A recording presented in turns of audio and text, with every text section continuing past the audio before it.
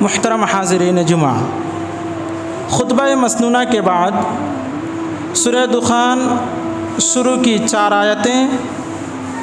سورہ شورى کی آیت نمبر 21 کی تلاوت کی گئی ہے۔ محترم حاضرین کرام، مذہب اسلام ایک ایسا مستحکم اور مضبوط دین ہے جن کے احکام اور فرامین و قوانین اللہ رب العالمین کی جانب سے نازل کردہ ہے، اور اللہ رب العالمین کے نازل کردہ احکام میں، احکام کے صداقت میں، یعنی اللہ تعالیٰ کے حکم کے سچا اور برحق ہونے میں ذرہ برابر بھی شک و شبہ نہیں ہے، اور اللہ تعالیٰ اور اس کے رسول صلی اللہ علیہ وسلم کے حکم کی خلاف ورزی کرنے والا اور منکر شریعت کافر اور جہنمی ہے۔ اور اللہ رب العالمین کے یہ احکام اور فرامین قرآن اور حدیث نبوی صلی اللہ علیہ وسلم کی شکل میں ہمارے پاس موجود ہے، اور ان 2 اہم چیزوں کی دعوت کتاب اللہ یعنی قرآن مجید اور سنت نبوی صلی اللہ علیہ وسلم جو کہ صحیح احادیث کے ذخیرے میں ہمارے پاس موجود ہے، ان کی دعوت و تبلیغ، یعنی ان کے احکام و مسائل، ان کا معنی اور مفہوم کو ادا کرنا اور عوام کے سامنے صحیح اور سچی اور برحق باتوں کو عام کرنا ہم سب کی ذمہ داری ہے، اور ذمہ داری بھی اس ناطے ہم اتنی ہی باتیں لوگوں تک پہنچائیں جتنی باتوں کی اللہ رب العالمین نے ہمیں حکم دیا ہے، اور نبی صلی اللہ علیہ وسلم نے احادیث کے اندر جتنی باتوں کی تعلیم دی ہے، جس طرح سے دی ہے اور جس موقع پر دی ہے، اسی حساب سے ہم اپنے باتوں کو عوام کے سامنے پہنچائیں، اس میں کسی بھی طرح کی کمی، کسی بھی طرح کی بیشی یا اپنے طرف سے حذف و اضافہ کے ساتھ نہیں، بلکہ حق کے ساتھ اور صحیح باتوں کو عوام کے سامنے عام کرنے کی ذمہ داری ہے۔ معزز سامعین کرام، یہ دین اتنے مضبوط اور پختہ ہونے کے باوجود اس دین کے اندر جو خرابیاں آئی، اس میں یہی راستہ نکالا گیا کہ اس میں حق اور انصاف کے پہلو کو مد نظر نہیں رکھا گیا۔ لوگوں نے قرآنی تعلیمات اور احادیث نبی صلی اللہ علیہ وسلم کی منمانی تفسیر کی، اور اپنے اپنے منشا اور اپنے اپنے خواہش کے مطابق اس کے مفہوم کو واضح کرنے کی کوشش کی گئی، اور اس کا ایک دوسرا دروازہ نکلا بدعات کی شکل میں۔ حالانکہ یہ بدعت اتنی خطرناک چیز ہے، صحیح مسلم حدیث نمبر 5969 کی روایت ہے، حضرت ابو ہریرہ رضی اللہ تعالی عنہ راوی حدیث ہیں، وہ کہتے ہیں کہ نبی صلی اللہ علیہ وسلم ایک دن قبرستان گئے، وہاں پر کچھ صحابہ کرام بھی موجود تھے۔ نبی صلی اللہ علیہ وسلم نے اس قبرستان میں موجود جو لوگ ہیں ان لوگوں سے مخاطب ہو کر کہا کہ تم لوگوں پر اللہ کی رحمت اور سلامتی ہو۔ تو صحابہ کرام نے کہا کہ اللہ کے رسول، کیا یہ لوگ آپ کے بھائی ہیں؟ تو نبی صلی اللہ علیہ وسلم نے جواب دیا، ہاں یہ ہمارے بھائی اور ہمارے ساتھی ہیں۔ تو صحابہ کرام نے کہا کہ کیا ہم لوگ آپ کے ساتھی اور بھائی نہیں ہیں؟ تو نبی صلی اللہ علیہ وسلم نے فرمایا کہ تم لوگ بھی ہمارے ساتھی ہو، اور جو تمہارے بعد میں آنے والے ہیں وہ لوگ بھی ہمارے ساتھی ہیں۔ تو صحابہ کرام نے پوچھا کہ جو آپ کے بعد آنے والے لوگ ہیں ان کو آپ کیسے پہچانیں گے، کیسے اپنے بھائی تسلیم کریں گے؟ تو نبی صلی اللہ علیہ وسلم نے صحابہ کرام سے مثال دے کر سمجھایا کہ کیا اگر ایک ریوڑ ہو اور اس میں سیاہ اور کالے بہت زیادہ گھوڑے ہوں، ان میں سے کچھ گھوڑے ایسے ہوں جن کے پاؤں وغیرہ سفید ہوں، تو کیا کالے گھوڑوں کے درمیان ان سفید گھوڑوں کو نہیں پہچانے جائیں گے؟ صحابہ کرام نے کہا ضرور پہچان لیا جائے گا۔ تو کہا یہی حالت ہوگی کہ قیامت کے دن میں حوض کوثر پر موجود رہوں گا، میں اس کا پیشوا اور لیڈر رہوں گا، اور تم لوگ آؤ گے اور حوض کوثر کا پانی پیو گے، اور جو شخص ایک مرتبہ حوض کوثر کا پانی پی لے گا وہ کبھی دوبارہ پیاسا نہیں ہوگا۔ ہاں لیکن کچھ لوگ ضرور اس پانی سے روک دیے جائیں گے، میں ان لوگ بلاؤں گا کہ آؤ اور پانی پی لو، فرشتے ان کے درمیان اور میرے درمیان پردے کر دیں گے۔ پوچھا جائے گا وجہ کیا ہے؟ تو نبی صلی اللہ علیہ وسلم سے فرشتے کہیں گے کہ آپ کو معلوم نہیں ہے کہ آپ کے دنیا سے رخصت ہو جانے کے بعد، آپ کے دنیا سے گزر جانے کے بعد ان لوگوں نے آپ کے دین کو بدل دیا تھا۔ پتہ چلا کہ بدعت کا بڑا نقصان یہ ہوگا کہ قیامت کے دن جہاں تمام مومنین، تمام موحدین نبی صلی اللہ علیہ وسلم کے سامنے نبی کے ہاتھ سے حوض کوثر کا پانی پئیں گے، اس دن بدعتی کو، جو لوگ دین میں منمانی عمل کرتے ہیں، منمانی دین کی تشریح کرتے ہیں، ان لوگوں کو حوض کوثر کے پانی سے محروم کر دیا جائے گا۔ پہلی بدنصیبی بدعات ایجاد کرنے، اس کی دعوت دینے اور اس پر عمل کرنے کی یہ ہوگی کہ نبی صلی اللہ علیہ وسلم کے ہاتھ سے حوض کوثر کے پانی سے وہ جو ہے مطلب روک لیا جائے گا۔ اس سے بڑی بدنصیبی کیا ہو سکتی ہے؟ معزز سامعین کرام، ابھی آج 19 تاریخ ہے شعبان کی، 15ویں شعبان کی رات میں جو بدعات اور خرافات کیے گئے اور جو کچھ کیا جاتا رہا ہے اس سے پہلے بھی، اور اس کی بنیاد جس آیت کو لے کر کی جاتی ہے، اگر اس کا صحیح طریقے سے انصاف کے ساتھ جائزہ لیا جائے، ان آیتوں کی تفسیر صحیح طریقے سے کی جائے تو مسئلہ واضح ہو جائے گا۔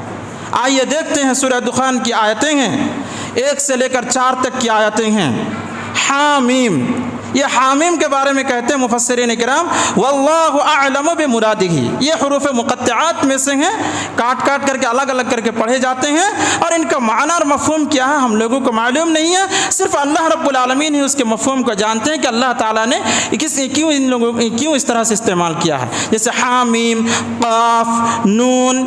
اسی طرح سے کاف، ہا، یا، عین، صاد، ان جو حروف مقطعات ہے اس کا معنی صرف اور صرف اللہ تعالیٰ ہی جانتے ہیں۔ دوسری آیت ہے والکتاب المبین، قسم ہے اس وضاحت والی کتاب کی۔ تیسری آیت ہے انا انزلناہ فی لیلۃ مبارکہ انا کنا منذرین، ہم نے اس قرآن کو، اس کتاب کو مبارک رات میں، بابرکت رات میں اتارا ہے۔ انا کنا منذرین، اور ہم لوگوں کو ڈرانے والے ہیں، ہوشیار کر دینے والے ہیں۔ فیہا یفرق کل امر حکیم، اور اس رات میں ہر بڑے کام کا، ہر مضبوط کام کا فیصلہ کیا جاتا ہے۔ یہ آیتیں ہیں، یہی بنیاد ہے جو شب برات منائی جاتی ہے۔ 15ویں شعبان کے رات میں جو بھی خرافات انجام دیے جاتے ہیں، یہی آیت انا انزلناہ فی لیلۃ مبارکہ، ہم نے اسے بابرکت رات میں اتارا ہے۔ اگر اس کی تفسیر دیکھا جائے تو مشہور سورت سورہ قدر، اللہ تعالیٰ فرماتا ہے انا انزلناہ فی لیلۃ القدر، ہم نے اس قرآن کو بابرکت رات میں، شب قدر میں نازل فرمایا ہے۔ لیلۃ القدر خیر من الف شہر، اور اس رات کی عبادت 1000 مہینے کی عبادت سے بہتر ہے۔ تو سمجھ میں آیا کہ جو لیلہ مبارکہ کا استعمال اللہ تعالیٰ نے کیا ہے، وہاں مبارک رات سے مراد شب قدر ہے، نہ کہ شب برات، 15ویں شعبان کی رات۔ فیہا یفرق کل امر حکیم، اور اس رات میں ہر مضبوط کام کا فیصلہ کیا جاتا ہے۔ اور اس رات میں لیلہ مبارکہ سے مراد شب قدر ہے، اس کی دوسری دلیل یہ بھی ہے شہر رمضان الذی انزل فیہ القرآن، سورہ بقرہ آیت نمبر 185، اللہ تعالیٰ فرماتا ہے رمضان وہ مہینہ ہے جس میں قرآن کریم کو نازل کیا گیا ہے۔ اور یہ بات واضح ہے کہ قرآن کریم کا نزول شعبان کے آخری عشرہ، یعنی 21ویں رمضان سے لے کر کے 29 رمضان کے بیچ میں قرآن کا نزول ہوا ہے۔ اور صحیح بخاری حدیث نمبر 2020 کی روایت، اللہ کے رسول صلی اللہ علیہ وسلم فرماتے ہیں، اما عائشہ رضی اللہ تعالی عنہا راوی حدیث وہ کہتی ہیں کہ نبی صلی اللہ علیہ وسلم نے فرمایا تم لوگ شب قدر کو رمضان کے آخری عشرے میں تلاش کرو۔ تو دلائل سے یہ سمجھ میں آیا کہ یہ جو قرآن کا نزول شروع ہوا وہ رمضان کے آخری عشرہ میں ہیں، 21 رمضان سے لے کر کے 29 رمضان کے بیچ میں۔ تو مسئلہ یہ ہے کہ ان راتوں کو بابرکت رات کیوں کہا گیا ہے؟ اسے شب قدر مراد ہے، لیکن ان راتوں کو بابرکت رات کہنے کی وجہ کیا ہے؟ تو اس میں 4 وجہ مفسرین کرام نے بتایا ہے۔ پہلی وجہ یہ ہے کہ ان راتوں میں سے کسی ایک رات میں، 5 راتیں ہیں، ان 5 راتوں میں سے کسی ایک رات میں قرآن کا نزول ہوا ہے، قرآن نازل ہوا ہے۔ دوسری بات یہ ہے کہ ان راتوں میں سے کسی ایک رات میں فرشتے آسمانی دنیا پر نازل ہوتے ہیں، اور فرشتوں کے ساتھ ساتھ روح یعنی حضرت جبریل امین بھی آسمانی دنیا پر نازل ہوتے ہیں۔ اور تیسری اس کی خصوصیت یہ ہے کہ ان راتوں میں سے، ان 5 راتوں میں سے ایک رات ہے جس میں ہر مضبوط کام کا فیصلہ کیا جاتا ہے۔ اور چوتھی بات یہ ہے کہ ان راتوں میں سے ایک رات کی عبادت 1000 مہینوں کی عبادت سے بہتر ہے، اور 1000 مہینے 83 سال 4 مہینے ہوتے ہیں۔ تو یہ 4 وجہ ہیں جن کی وجہ سے لیلہ مبارکہ یعنی شب قدر کی فضیلت ہے۔ تو قرآن کا نزول ہوا، تو قرآن کا نزول ہونے میں دو مطلب بیان کیے جا سکتے ہیں۔ ایک تو یہ ہے کہ انہی راتوں میں سے کسی ایک رات میں، یعنی جو شب قدر ہوتی ہے 5 راتیں، انہی 5 راتوں میں سے کسی ایک رات میں نبی صلی اللہ علیہ وسلم پر سب سے پہلے وحی نازل ہوئی، اور انہی راتوں میں سے کسی ایک رات میں قرآن کا نزول شروع ہوا۔ اور اس کا دوسرا مطلب مفسرین کرام یہ بتاتے ہیں کہ چونکہ یہ قرآن کریم لوح محفوظ میں رکھا ہوا تھا، اور اسی رات میں یعنی شب قدر میں اللہ تعالیٰ نے پورے قرآن مجید کو آسمانی دنیا یعنی بیت العزا میں رکھ دیا، اور جب جب ضرورت پیش آتی گئی، ضرورت کے مطابق پورے 23 سال کے اندر اللہ رب العالمین نے پورے قرآن 30 پارے کو نبی صلی اللہ علیہ وسلم پر حضرت جبریل امین کے ذریعے نازل فرمایا، اور ہر مضبوط کام کا فیصلہ کیا جاتا ہے۔ بہت عجیب ماحول ہے، لوگ یہ تفسیر کرتے ہیں کہ شب برات میں جو ہے ہر مضبوط کام کا فیصلہ کیا جاتا ہے۔ وہ شب برات کی رات نہیں بلکہ شب قدر کی رات ہے، وہ صحیح تفسیر کے مطابق شب قدر کی رات ہے، شب قدر ہے وہ، جس میں ہر مضبوط آنے والے کام کا فیصلہ کیا جاتا ہے۔ اس کا مطلب یہ ہے کہ حالانکہ انسان کے پیدائش سے پہلے ہی اللہ رب العالمین فرشتوں کو حکم ہوتا ہے کہ ان کے متعلق 4 باتیں لکھنے کا حکم ہوتا ہے: کتنی زندگی ہوگی، کب وہ مرے گا، کیا روزی حاصل کرے گا، وہ اچھا ہوگا یا خراب۔ یہ 4 باتیں انسان جب اپنے ماں کے پیٹ میں رہتا ہے، حالت حمل میں 4 مہینے کے جب ہو جاتے ہیں، اسی وقت لکھنے کا حکم ہوتا ہے۔ تو اس رات میں فیصلے کی بات، اس کا مطلب مفسرین کرام یہ بتاتے ہیں کہ وہ تمام حکم اور وہ تمام فرامین اللہ رب العالمین فرشتوں کے حوالے کر دیتے ہیں اس رات، اور پھر اس کے حساب سے، اسی نظام کے حساب سے فرشتے لے کر کے دنیا کے اندر نازل ہوتے ہیں، اور اسی حساب سے لوگ دنیا سے مرتے ہیں، اسی حساب سے بچوں کی پیدائش ہوتی ہے، اسی حساب سے دنیا کا نظام چلتا ہے۔ تو خلاصہ کلام ان آیتوں کا یہ نکلا کہ یہ جو آیت ہے انا انزلناہ فی لیلۃ مبارکہ انا کنا منذرین، تو یہاں مبارک رات سے مراد شب قدر مراد ہے، نہ کہ شب برات۔ ایک اور آیت سورہ شورى آیت نمبر 21، ام لہم شرکاء شرعوا لہم من الدین ما لم یأذن بہ اللہ، کیا ان لوگوں کے ایسے شریک ہیں جنہوں نے ایسے احکام متعین کر دیے ہیں جن کے متعلق اللہ کا حکم نہیں ہے۔ آیت کا مفہوم یہ ہوا کہ کیا ان لوگوں کے ایسے شریک ہیں جن شریکوں نے ایسے احکام دین کے اندر متعین کر دیے ہیں جن کی اجازت اللہ نے نہیں دی ہے۔ تو شریک سے کیا مراد ہے؟ تو کچھ لوگ یہ کہتے ہیں کہ شریک سے مراد بت مراد ہے۔ تو اگر شریک سے مراد بت مراد سمجھیں گے تو اس سے مفہوم سمجھ میں نہیں آئے گا کہ اگر بت مراد ہے تو بت بیچارہ تو نہ کھا سکتا ہے، نہ پی سکتا ہے، اور نہ بات کر سکتا ہے، تو پھر وہ دین کے احکام کیسے متعین کر سکتا ہے؟ تو اس کا واضح مطلب یہ ہے کہ ہاں شریک سے مراد انسان مراد ہے، کہ انسانوں میں سے کچھ لوگ ایسے ہیں جو منمانی کچھ چیزوں کو حلال قرار دیتے ہیں، کچھ چیزوں کو حرام قرار دیتے ہیں، یعنی حلت اور حرمت کا اصل حکم تو اللہ رب العالمین کا ہونا چاہیے، لیکن کچھ لوگ سماج کے اندر ایسے بھی ہوتے ہیں، اپنے آپ کو دعویٰ پیش کرتے ہیں، اور جو چیزیں حلال ہیں ان کو حرام ٹھہرا دیتے ہیں، اور جو چیزیں حرام ہیں ان کو حلال کر دیتے ہیں۔ جیسے کہ زمانہ جاہلیت میں تھا، لوگ طرح طرح کے بدعات انجام دیتے تھے، طرح طرح کے خرافات ہوتے تھے. انہی خرافاتوں میں سے ایک یہ تھا کہ جن چیزوں کو چاہتے تھے حلال کر لیتے اور جن چیزوں کو چاہتے تھے حرام قرار دیتے تھے. اور وہ مشہور آیت اتخذوا احبارهم ورهبانهم اربابا من دون اللہ، ان لوگوں نے اپنے عالموں اور اپنے درویشوں کو اللہ رب العالمین کے علاوہ جو اپنا مالک بنا لیا ہے. اللہ رب العالمین کے علاوہ اپنے عالم اور اپنے درویشوں کو اپنا مالک بنا لیا ہے. حضرت عدی بن حاتم نے نبی صلی اللہ علیہ وسلم سے سوال کیا، اللہ کے رسول، ہم لوگ اپنے عالم اور اپنے درویشوں کو اپنا حاکم کیسے تصور کرتے ہیں؟ ہم لوگوں نے اپنے حاکم کو کیسے عبادت کے لائق سمجھتے ہیں؟ تو اللہ کے نبی صلی اللہ علیہ وسلم نے فرمایا کہ کیا تم لوگ اپنے عالم اور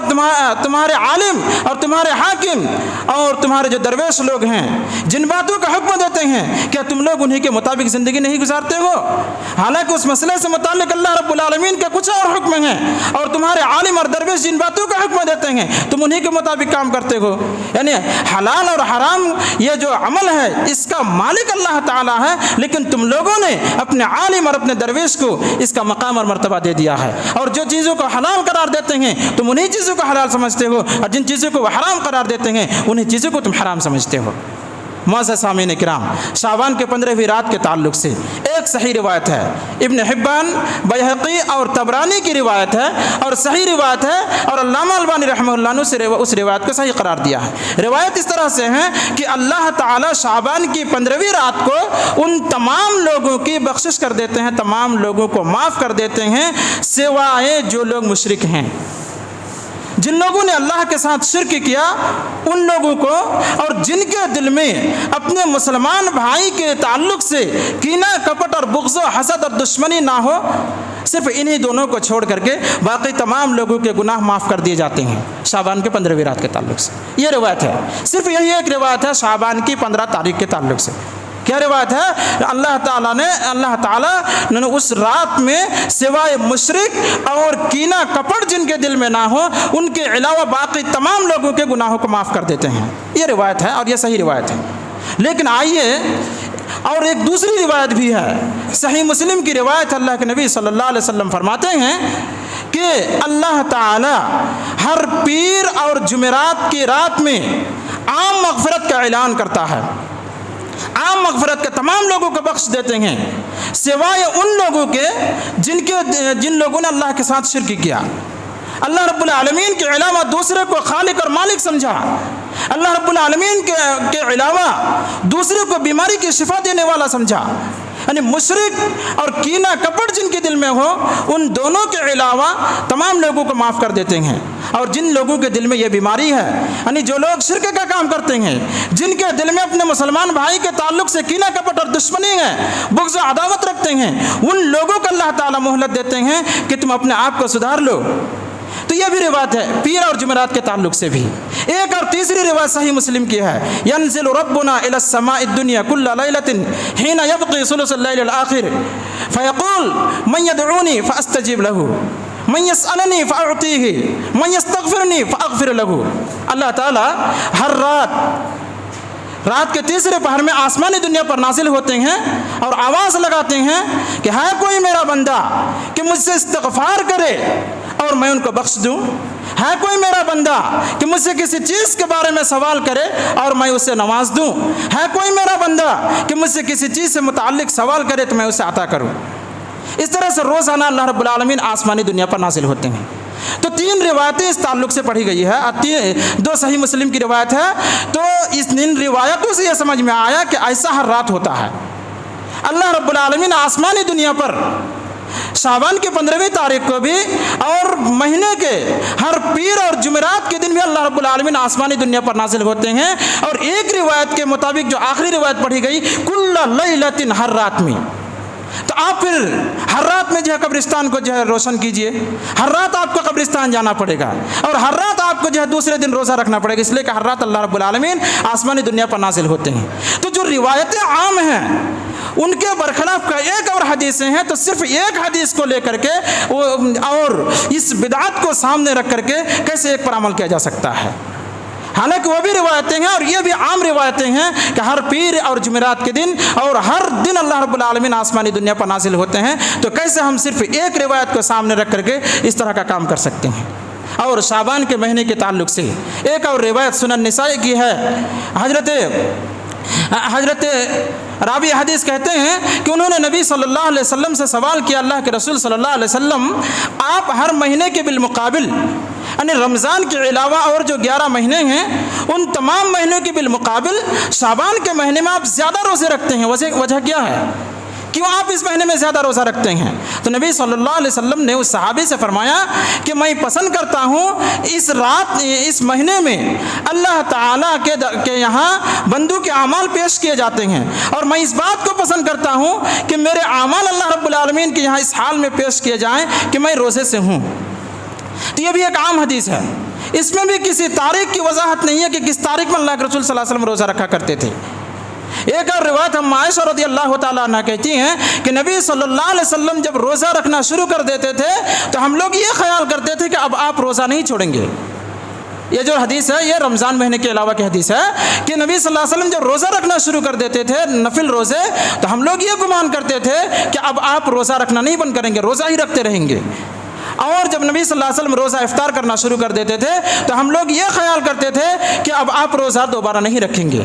تو پتہ چلا کہ آپ کا یہ معمول تھا۔ ایک اور حدیث کے الفاظ کے مطابق نبی صلی اللہ علیہ وسلم نے فرمایا سب سے پسندیدہ روزہ اللہ کے نبی حضرت داؤد علیہ السلام کا روزہ ہے، اور اس کا روزہ کیسا تھا؟ یہ ایک دن کھانا کھاتے تھے اور ایک دن روزہ رکھتے تھے۔ تو پتہ چلا کہ اس طرح کی عبادتیں عام دنوں کے حساب سے، عام روایتوں کے حساب سے ہیں، لیکن یہ جو صحیح روایتیں بیان کی گئی ہیں ان روایتوں کے علاوہ بھی اور کچھ روایات ہیں، اور ان روایتوں کے تعلق سے علماء کرام اور علماء محدثین کا کہنا ہے کہ وہ ان میں سے کچھ روایتیں ضعیف ہیں، اور ضعیف کے ساتھ ساتھ کچھ روایتیں ایسی ہیں کہ جنہیں گڑھ لی گئی ہیں، جنہیں خود سے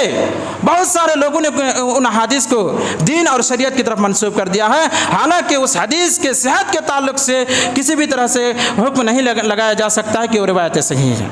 اس رات میں بہت سارے من گھڑت اعمال انجام دیے جاتے ہیں، ان اعمال میں سے ایک عمل صلاۃ الفیہ جو 100 رکعت نماز ادا کی جاتی ہے، اگر اس نماز کی حقیقت کا اگر آپ جائزہ لیں گے تو کتابوں کے مطالعہ سے آپ کو پتہ چلے گا کہ یہ نماز جو ہے 448 ہجری کی ایجادات میں سے ہیں۔ نبی صلی اللہ علیہ وسلم کے دنیا سے گزرنے کے بعد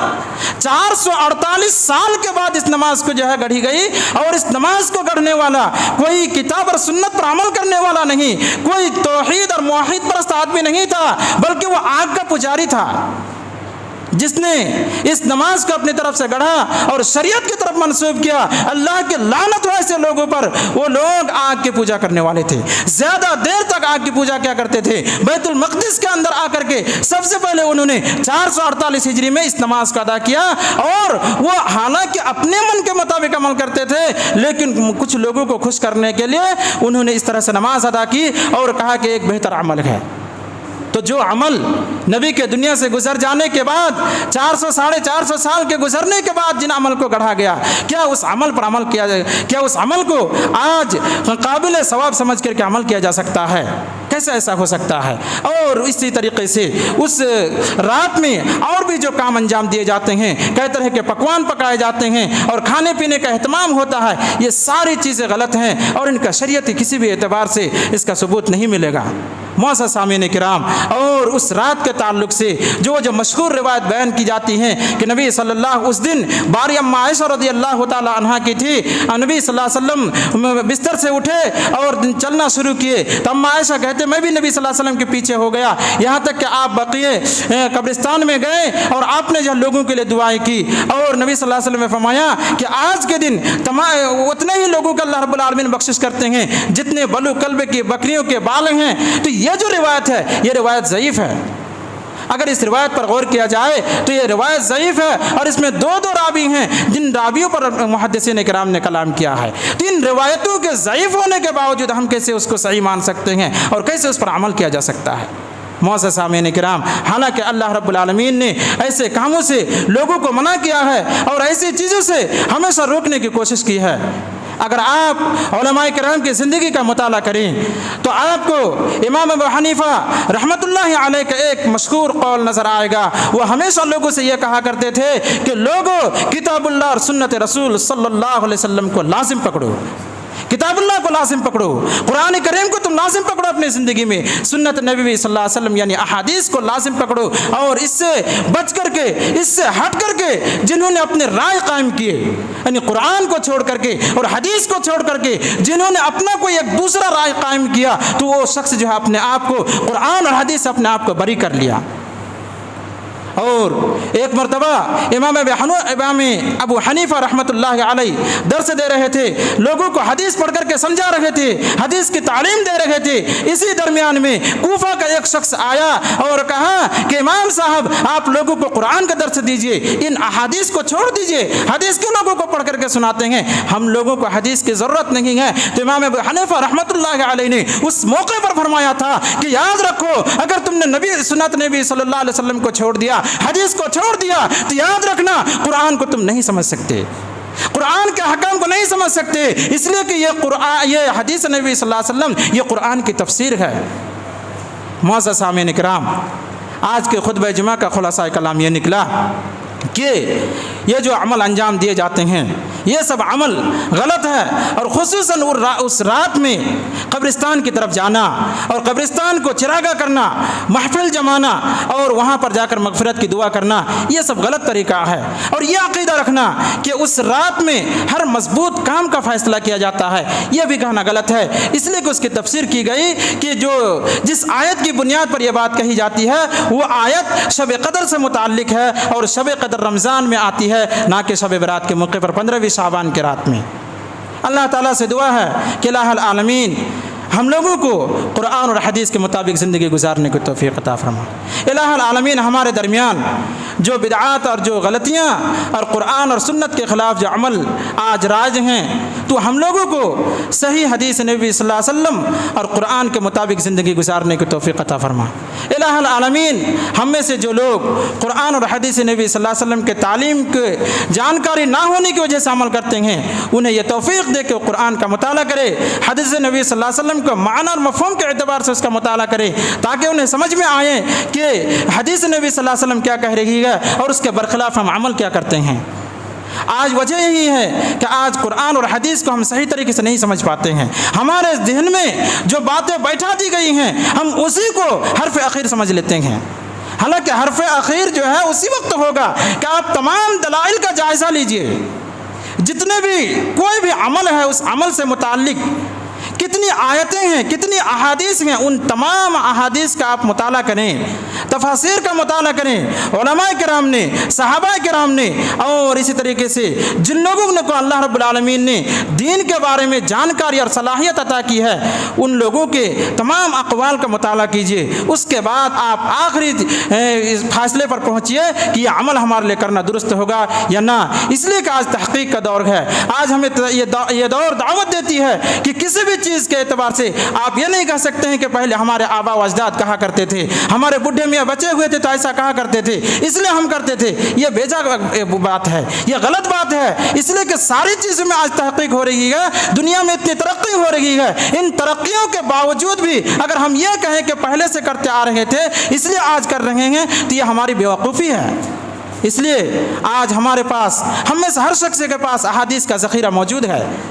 ہر شخص کے پاس موبائل میں پورے قرآن موجود ہے، تفسیر بھی موجود ہے، احادیث بھی موجود ہے، اس لیے کسی کے لیے کوئی بھی پریشانی نہیں ہے، کوئی بھی عذر کسی کے پاس باقی نہیں ہے۔ اگر آپ عربی نہیں پڑھ سکتے ہیں اردو میں دیکھیں اور انشاءاللہ العزیز آپ کے مسئلے صحیح طریقے سے حل ہو جائیں گے۔ اور جس دن آپ نے ایسا کام کرنا شروع کر دیا، یعنی تحقیق کے ساتھ کوئی بھی عمل کرنا ہے، اگر اس پر دلیل ہے، چاہے وہ قرآن سے ہو، حدیث سے ہو یا صحابہ کا عمل ہمارے سامنے ہے، تب جا کر ہم کوئی عمل کریں گے، ورنہ جو سنی ہوئی باتیں ہیں ان باتوں کے مطابق عمل کرنا چھوڑ کر کے ہم تحقیق سے کام لیں گے، تب جا کر کے ہم جو بھی خرچ کرتے ہیں، جو بھی محنت کرتے ہیں، جو بھی مشقت ہم اس عمل سے متعلق اٹھاتے ہیں تو اس کا فائدہ ہوگا، ورنہ ہماری عمل جو ہے ہماری جو ہے اور دنیاوی اور اخروی نقصان کا باعث بن جائے گا۔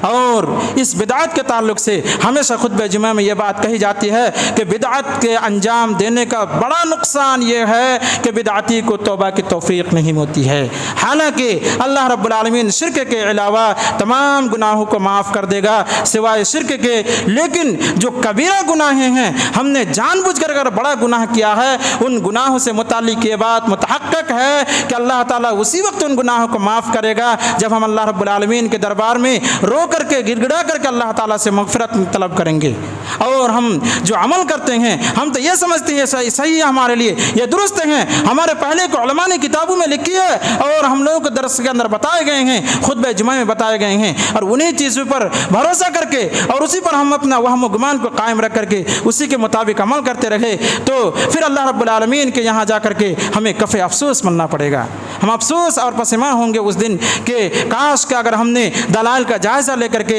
اور صحیح قرآن اور حدیث کے مطابق زندگی گزاری ہوتی تو وہ عمل ہمارے لیے آج فائدہ مند ہوتا اور ہم جہنم سے بچا کر کے جنت میں داخل کیے جاتے۔ اور اللہ رب العالمین نے قرآن کریم کے اندر فرمایا کہ انسان کے لیے بڑی کامیابی اسی میں ہے کہ وہ جہنم سے بچا کر کے جنت میں داخل کر دیا جائے، یہی انسان کی سب سے بڑی کامیابی ہے۔ وآخر دعوانا الحمد للہ رب العالمین۔